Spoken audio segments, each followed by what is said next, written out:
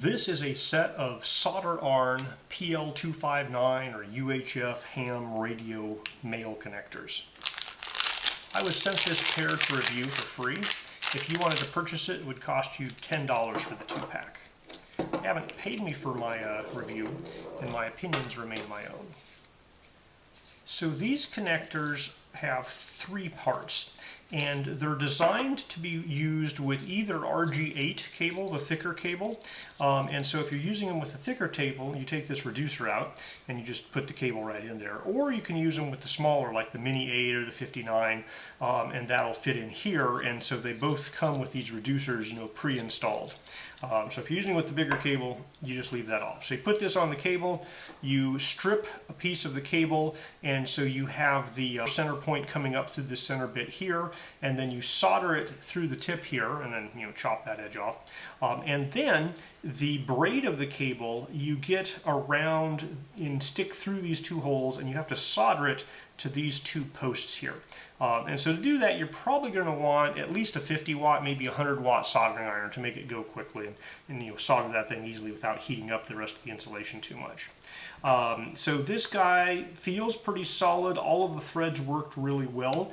It says it is nickel-plated brass. Let me give a file. Now this guy is a definite different silver color. So let me file into this guy and see what this guy looks like. And it feels a little heavier too, so this might be the brass. So I have some questions about the material. The claim is this is gold plated. It might be. The claim is that the core is solid brass that's nickel coated. And if you just gave me these parts, I would say they look like aluminum to me. This outer sleeve here, that could be brass with the coating on it. It's definitely a different color than the inner part there.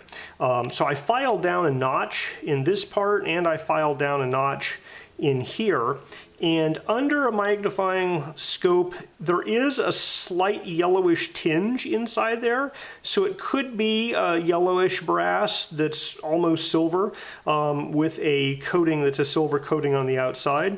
But if I had to guess, I would say these parts here are aluminum.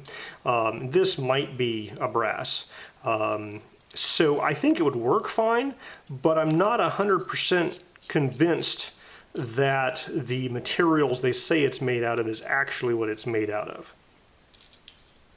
Now, threading, everything works nice, everything looks nice,